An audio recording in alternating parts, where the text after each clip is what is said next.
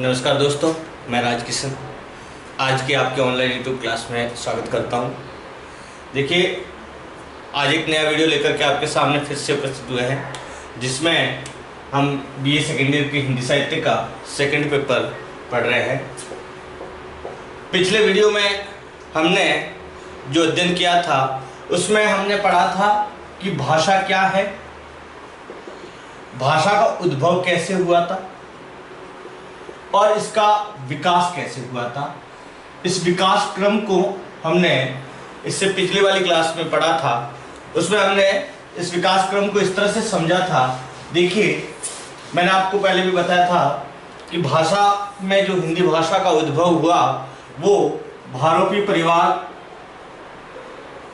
जिसमें आर्य भाषा कहा, उस आर्य भाषा में जो प्राचीन आर्य भाषा थी वो थी संस्कृत। और जो संस्कृत में दो भागों में बांटा था हमने उसको, एक थी वैदिक संस्कृत और दूसरी जो थी वो थी लौकिक संस्कृत।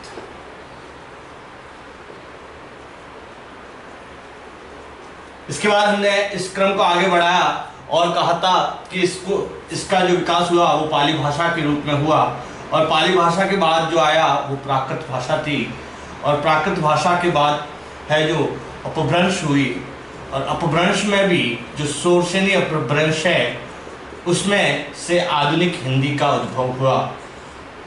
आधुनिक हिंदी हमारे सामने उपस्थित हुई। तो देखिए, कल इसी चार्ट से हमने जो पढ़ा उसमें हमने ये पढ़ा कि जो वैदिक कालीन जो संस्कृत थी, वैदिक संस्कृत और लौकिक संस्कृत, इनको हमने प्राचीन आर्य भाषा कहा।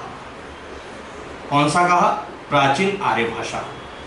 यहां तक हमने पढ़ा था। अब देखिए, इस प्राचीन आर्य भाषा में इनकी क्या क्या विशेषता है, इनका क्षेत्र कहां तक है, इनकी प्रमुख साहित्यिक ग्रंथ कौन कौन से है, उसके बारे में हम अध्ययन करेंगे। तो देखिए, हेडिंग लगाते हैं प्राचीन आर्य भाषा, उसका उद्भव और उसका विकास। लिखेंगे आज हम प्राचीन आर्य भाषाएं,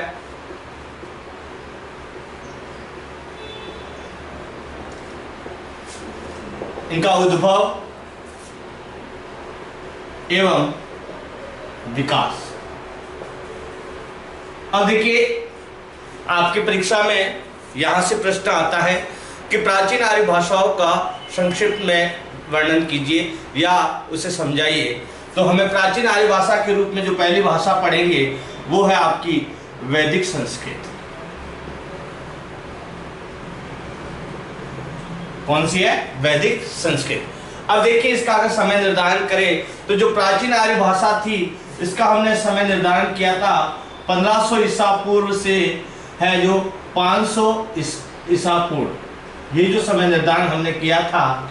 अब इसी में हम जो इसका पहला भाग है वैदिक संस्कृत, इस वैदिक संस्कृत का अगर हम निर्धारण करें समय तो वो होता है 1500 ईसा पूर्व से 1000 ईसा पूर्व। ये इसका समय विद्वानों ने निर्धारित किया है।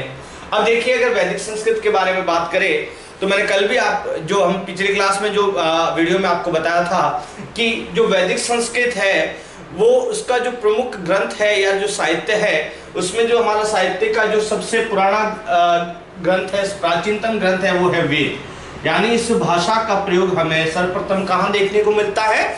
वेदों में देखने को मिलता है।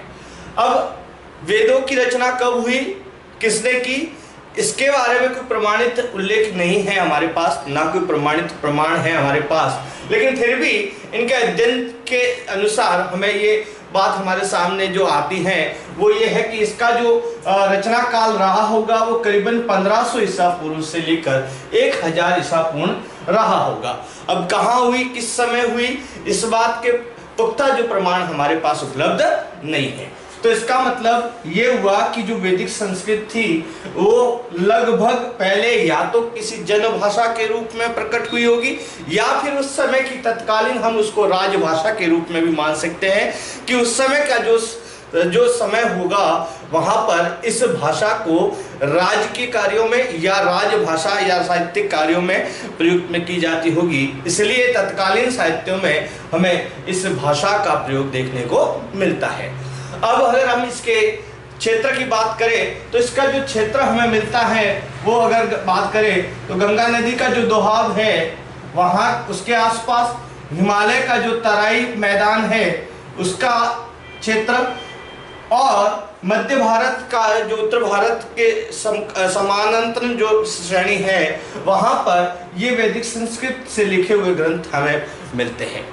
अब देखिए, अगर हम इसके प्रमुख साहित्यों की बात करते हैं तो हमने पहले भी इसका उल्लेख किया है कि सबसे पहले तो इसके जो साहित्य है वो कौन से हैं? वेद हैं।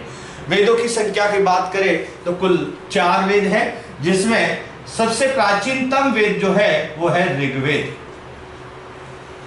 अब इससे संबंधित जो साहित्य है उस साहित्यों में भी इस भाषा का प्रयोग हुआ है, जिसमें हम उपनिषद लिख सकते हैं।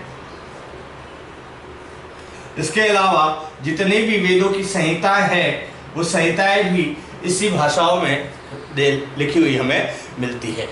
वेद में जो 10 मंडल है उसमें अगर पहले और 10वां मंडल को छोड़ दें, यानी कि दूसरे से 9वें मंडल तक की जो भाषा है वो सबसे प्राचीनतम भाषा मिलती है, और इसी भाषा को हमने कौन सी भाषा कहा है? वैदिक संस्कृत कहा है।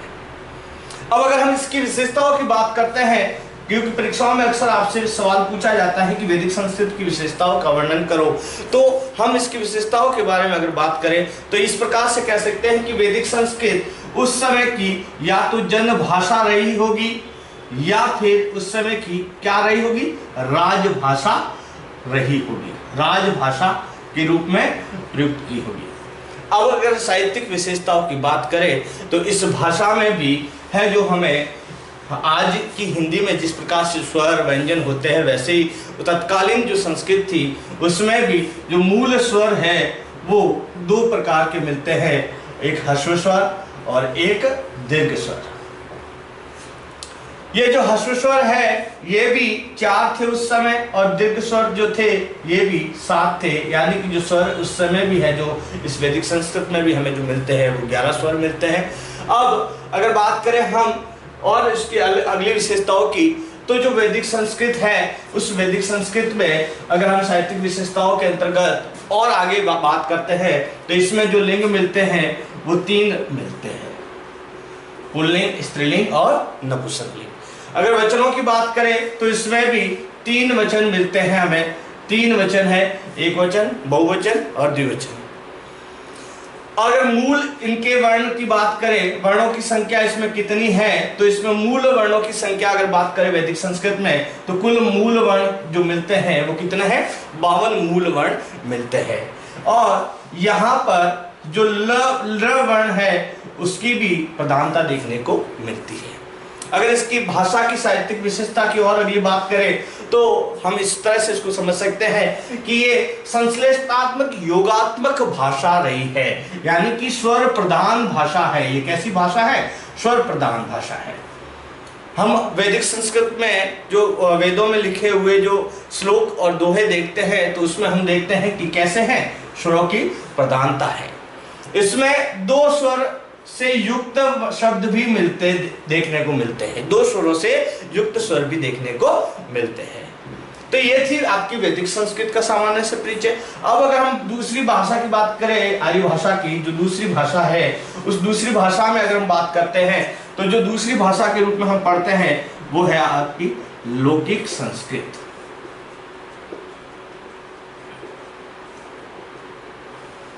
अब अगर हम इसका समय निर्धारण करें तो जो लौकिक संस्कृत का समय था, ये जो हम प्राचीन आर्य भाषा को समान समय निर्धारण किया था 1500 ईसा पूर्व से 500 ईसा पूर्व, इसमें से आपने देखा कि जो 1500 से 1000 ईसा पूर्व थी वो वैदिक भाषा वैदिक संस्कृत के रूप में माना गया है हम उसका समय। तो अब जो पीछे जो बच जाता है 1000 ईसा पूर्व से 500 ईसा पूर्व,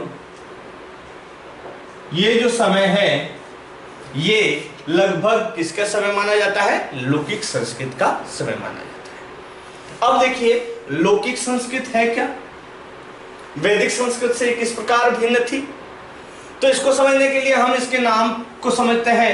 लौकिक से मतलब है लोक, धन, एक प्रत्यय जो मिलता है तब लौकिक बन जाता है, यानी लोगों की भाषा थी ये संस्कृत थी। वो किसकी भाषा थी? लोगों की भाषा।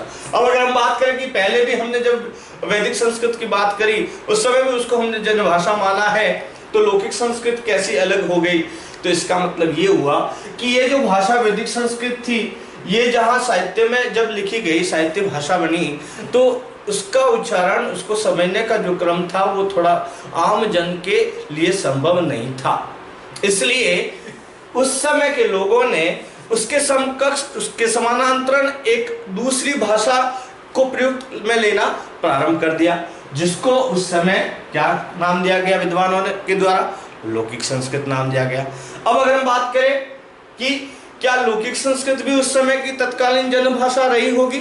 जी बिल्कुल रही होगी, क्योंकि जो जनभाषा अगर होती है, जनभाषा होती है, वही भाषा धीरे धीरे साहित्य में प्रयोग में होने लग जाती है। क्यों? क्योंकि किसी भी साहित्यकार के लिए अपने साहित्य के बातों को समझाना या अपने साहित्य में जो बात बताने जा रहे हैं उसकी अभिव्यक्ति करना, उस किसी भी साहित्यकार के लिए जनभाषा में उसकी अभिव्यक्ति करने में उसको बड़ी आसानी होती है। उसकी बात को लोगों के सामने वहाँ की स्थानीय भाषा में रखने में वहाँ के लिए बहुत सुविधाजनक रहती है। तो ठीक उसी प्रकार से उस समय जो संस्कृत जो लोगों के द्वारा प्रयुक्त की गई, उस लोगों के द्वारा जो संस्कृत प्रयुक्त की गई, उस संस्कृत को, लौकिक संस्कृत को साहित्य में प्रयुक्त किया गया। इसलिए उस विद्वानों ने उस संस्कृत का नाम क्या दिया गया? लौकिक संस्कृत दिया गया। और उस समय अनेक ऐसे उत्तम साहित्य है जो लिखे गए, जिसकी वजह से विद्वानों को दो श्रेणियां विभाजित करनी पड़ी प्राचीन आर्य भाषाओं के रूप में, पहली वैदिक संस्कृत और दूसरी लौकिक संस्कृत। अब अगर हम बात करें लौकिक संस्कृत के साहित्य की, कि लौकिक संस्कृत में कौन कौन से साहित्य हैं, उनका क्षेत्र कौन सा रहा होगा या उसकी विशेषताएं क्या रही होगी, तो हम लौकिक संस्कृत के साहित्य की बात करते हैं। तो लौकिक संस्कृत के जो साहित्य है वो साहित्य, आज अगर हम हिंदी साहित्य की बात करें तो हिंदी साहित्य के सबसे उत्कृष्ट जो साहित्य है वो तत्कालीन संस्कृत में लिखे गए हैं, जिसमें आपने यहाँ के महान कवियों के बारे में आपको मैं बता दूं, व्यास जी जो बहुत बड़े कवि रहे हैं लौकिक संस्कृत के, और सबसे बड़े हमारे संस्कृत के महान कवि कालिदास, दंडी, विशाखदत्त, ये सारे जो कवि हैं वो सारे लौकिक संस्कृत के कवि हैं और इनकी सारी रचनाएं हैं वो इसी भाषा में लिखी गई है। अब अगर हम इसके साहित्यिक ग्रंथों की बात करें, क्योंकि आपसे अगर छोटे सवालों में जो 2 नंबर के सवाल आपसे प्रश्न पूछे जाएंगे उनमें अक्सर पूछ लिया जाता है कि किन्हीं 2 साहित्यिक लौकिक संस्कृत साहित्यों के नाम लिखिए। तो हम सबसे पहले अगर बात करें तो सबसे जो हमारी या लोकप्रिय साहित्यिक ग्रंथ है रामायण, वो लौकिक साहित्य का उत्कृष्ट नमूना है। अगर हम दूसरे साहित्यिक ग्रंथ की बात करें कालिदास के अभिज्ञान शाकुंतलम,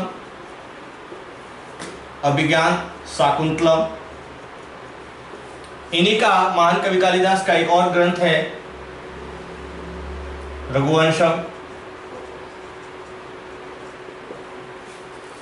इसके अलावा अगर हम दंडी की बात करें, आचार्य दंडी, उनके द्वारा दशनाम चरित्र। एक और है संस्कृत के महान कवि जिनका नाम विशाखदत्त है, इनका अगर साहित्य की बात करें तो मुद्रा राक्षस। इसके अलावा भी जो संस्कृत के महान जो साहित्यिक ग्रंथ हैं, जो महान साहित्यिक रचनाएं हुई है वो किस भाषा में हुई है? लौकिक संस्कृत में हुई है।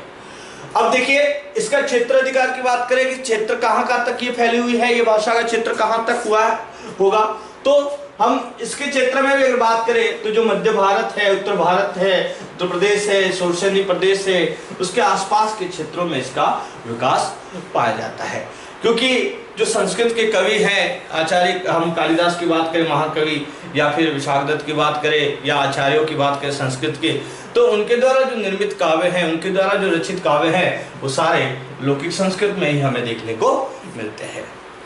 अब अगर हम साहित्यिक विशेषताओं की इसकी बात करें तो इसमें और वैदिक संस्कृत में कोई ज्यादा फर्क नहीं था, थोड़ा बहुत फर्क आया क्योंकि ये थोड़ी साहित्यिक दृष्टिकोण से थोड़ी क्लिष्ट थी, जबकि ये आमजन की भाषा थी, आम लोगों की भाषा थी, इसलिए इनका जो साहित्य था वो साहित्यिक या व्याकरणिक विशेषताओं से थोड़ा भिन्न था। बाकी ज्यादा जो क्लिष्ट थी वो वैदिक संस्कृत थी। देखिए हमने पढ़ा था कि वैदिक संस्कृत में कुल 52 वर्ण थे, उसमें से यहाँ पर 4 वर्ण है जो लुप्त हो गए वैदिक संस्कृत में। तो टोटल इसमें कितने वर्ण शेष रह गए? 48 वर्ण देखने को मिलते हैं। लेकिन इसमें वर्णों के 2 प्रकार ही हमें देखने को मिलते हैं। जो मूल स्वर है और वो 2 प्रकार के हैं, एक ह्रस्व है और एक दीर्घ है। एक ह्रस्व स्वर है और एक दीर्घ स्वर के रूप में देखने को मिलता है। अब देखिए यहाँ पर भी जो हम अगर साहित्यिक विशेषताओं को और आगे वर्णन करें तो वो ये है कि यहाँ जो इसमें भी जो लिंग है वो 3 प्रकार के लिंग हैं, पुल्लिंग, स्त्रीलिंग और नपुंसकलिंग। इसमें भी अगर हम वचनों की बात करते हैं तो जो वचन है वो 2 प्रकार के हैं, सॉरी 3 प्रकार के हैं, वही एक वचन, द्विवचन और बहुवचन। अब इसमें जो अगली विशेषता है वो क्या हुआ था कि जो वैदिक संस्कृत के जो अधिकतर जो शब्द थे वो इसमें जाकर के क्या हो गए? लुप्त हो गए। इन लौकिक साहित्य की एक और रचना है, आपने नाम सुना होगा, संस्कृत के महान जो व्याकरणिक रचनाकार है पाणिनि, उनकी जो रचना है, उन पाणिनि ने जो व्याकरण के जो नियम दिए थे उस नियमों से यहाँ पर इस लौकिक साहित्य का जो साहित्य था वो थोड़ा सा क्या हो गया? व्यवस्थित और एक रूप में हमारे सामने प्रस्तुत हो गया या प्रकट हो गया। तो इस प्रकार से हम अगर लौकिक साहित्य की बात करें तो लौकिक साहित्य और जो वैदिक साहित्य था उसमें बहुत अंतर नहीं था, केवल व्याकरणिक रूप से थोड़ा बहुत अंतर था या फिर उनके शब्दों के उच्चारण और उनके प्रयोग में थोड़ा बहुत अंतर था। तो इस तरह से हमने ये प्राचीन जो आर्य भाषाएं पढ़ी है इसको हम एक बार संक्षिप्त में फिर से आपके सामने मैं दोहराता हूँ कि प्राचीन आर्य भाषाएं कौन कौन सी हैं, इसका समयकाल क्या रहा है। तो देखिए जो प्राचीन आर्य भाषा है वो 1500 ईसा पूर्व से 500 ईसा पूर्व है और जो इसको 2 भागों में बांटा है, वैदिक संस्कृत और लौकिक संस्कृत।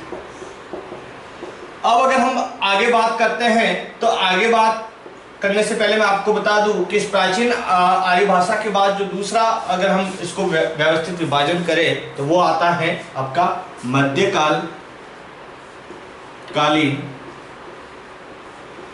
आर्य भाषाएं। मध्यकालीन आर्य भाषाएं, देखिए मध्यकालीन आर्य भाषाओं का अगर हम समय निर्धारण करें तो आपने आगे जो पढ़ा उससे से हम आगे बढ़ते हैं। 500 ईसा पूर्व से लेकर के 1000 ईस्वी, कल मैंने आपको ईसा पूर्व और ईस्वी में जो अंतर बताया था, ईसा के जन्म से पहले का जो समय है वो ईसा पूर्व है और ईसा के जन्म के बाद का जो समय है वो ईस्वी में आता है। तो ये जो मध्यकालीन साहित्य जो है आर्य भाषा है वो है 500 ईसा पूर्व से 1000 ईस्वी।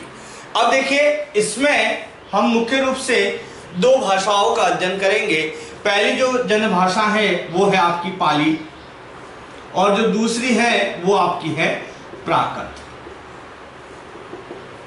तो इसका भी अगर हम समय निर्धारण करें तो अगर देखो ये जो पाली भाषा है, इस पाली भाषा को अगर हम पढ़ते हैं तो 500 ईसा पूर्व से 500 ईस्वी तक है जो पाली भाषा का समय निर्धारित किया गया है विद्वानों के द्वारा। अब देखिए इस पाली भाषा की क्या विशेषताएं हैं, उस पाली भाषा की विशेषताओं के बारे में मैं आपको बताऊं तो सबसे पहले इस पाली शब्द का अर्थ क्या होता है या पाली शब्द का नामकरण पाली कैसे हुआ, इसके बारे में भी विद्वानों ने अपने अलग अलग मत है जो प्रस्तुत किए हैं। और उन्होंने बताया है कि पाली शब्द है जो एक पाली गांव है, उस पाली गांव की स्थानीय क्षेत्र की क्षेत्रीय भाषा थी, उसी गांव की भाषा को साहित्य में प्रयुक्त किया गया, इसलिए इसका नाम क्या रख दिया गया? पाली भाषा रखा गया। अब जो भी होगा इस पाली भाषा की हम विशेषताएं हमें पढ़नी पड़ेगी, अब हमें इसके साहित्य के बारे में समझना होगा। तो जो पाली भाषा को हमने माना है वो इस तरह से हम कह सकते हैं कि एक तरह से ये प्राकृत भाषा का ही रूप था, जो कि इस प्राकृत का क्या था? प्रारंभिक रूप इसको मान सकते हैं। अब इसकी जो साहित्यिक विशेषताएं क्या है या इसके प्रमुख साहित्यिक ग्रंथ कौन कौन से हैं उसके बारे में हम बात करें तो पाली भाषा की अगर बात करते हैं तो पाली भाषा में जो प्रमुख साहित्यिक ग्रंथ हमारे सामने आते हैं वो है बौद्ध धर्म से संबंधित जो ग्रंथ है जिनको हम धम्मपद कहते हैं। वो सारे धम्मपद अधिकांशतः किस भाषा में लिखे गए हैं? वो पाली भाषा में लिखे गए। इसके अलावा जो बौद्ध धर्म का जो प्रसिद्ध ग्रंथ है त्रिपिटक, वो त्रिपिटक ग्रंथ भी किस में लिखे गए हैं? पाली भाषा में लिखे गए हैं। इसके अलावा अगर हम बात करें कि जितने भी अशोक के कालीन या उस समय में जो शिलालेख मिलते हैं वो शिलालेख भी हमें किस भाषा में देखने को मिलते हैं?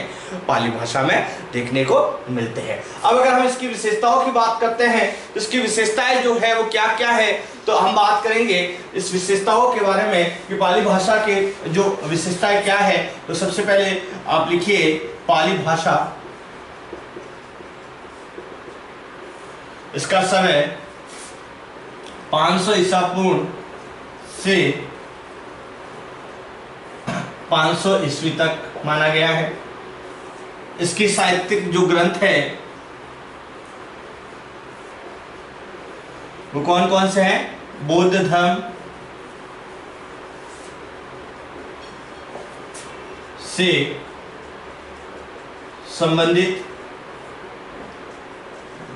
ग्रंथ और दूसरे त्रिपिटक ग्रंथ, धम्मपद रचनाएं, मौर्यकालीन या अशोककालीन शिलालेख,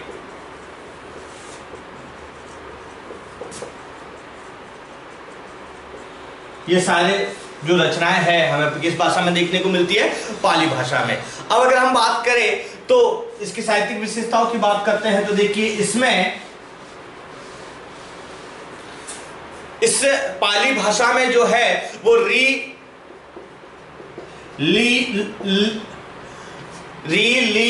और आई ओ जो ध्वनियां थी ये, और इसके अलावा श ये जो ध्वनियां थी और जो विसर्ग ध्वनियां थी सारी वो क्या हो गई? लुप्त हो गई। जो हमने वैदिक कालीन संस्कृत में पढ़ी, जो लौकिक संस्कृत में इस ध्वनियों को पढ़ा था, जो प्राचीन आर्य भाषाओं में थी, वो सारी क्या हो गई? लुप्त हो गई। इसके अलावा जो संस्कृत की आई ध्वनि थी और औ ध्वनि थी वो है जो बदल गई, उसका रूप है जो क्या हो गया? बदल गया, और वो ए और औ का क्या हो गया? आई हो गया और औ हो गया। जैसे जो कैलाश था वो कैलाश हो गया, जो गौतम था वो गौतम हो गया। ये इसकी मुख्य जो विशेषता है। इसके अलावा मैंने आपको बताया कि इसमें जो विसर्ग ध्वनियां थी वो समाप्त हो गई, विसर्ग जो संधि थी उसका भी क्या हो गया? लोप हो गया। अब इस पाली भाषा में भी है जो आपके 3 लिंग देखने को मिलते हैं। पाली भाषा में 3 लिंग है आपके, वही स्त्रीलिंग, पुल्लिंग और नपुंसकलिंग। अब इसमें एक और परिवर्तन हुआ और वो क्या था? वचन। वचन हमने वैदिक संस्कृत और लौकिक संस्कृत में 3 पढ़े थे, जबकि इसमें कितने हैं? 2 वचन ही है। यानी कि इसमें जो द्विवचन था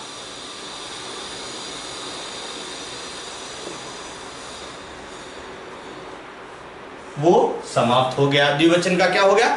समाप्त। इसके अलावा इसमें बलाघात का प्रयोग अधिक होने लग गया। बलाघात का प्रयोग अधिक होने लग गया। ये सारी पाली भाषा की क्या है? मुख्यतः विशेषता है। और इसके अलावा जो परंपरागत तद्भव है, तद्भव शब्द जो थे उसकी बहुलता इसके साहित्य में देखने को मिलती है। तद्भवों की बहुलता देखने को मिलती है। ये सारी विशेषताएं हैं जो किसकी है? पाली भाषा की विशेषता है। तो आज के इस वीडियो में हम इतना ही पढ़ेंगे। बाकी के अगले वीडियो में हम पढ़ेंगे मध्यकालीन आर्य भाषा की जो अगली भाषा है उसकी क्या क्या विशेषता है, इसकी क्या क्या साहित्यिक ग्रंथ है, वो हम अगले वीडियो में पढ़ेंगे। तब तक के लिए आपको बहुत बहुत धन्यवाद।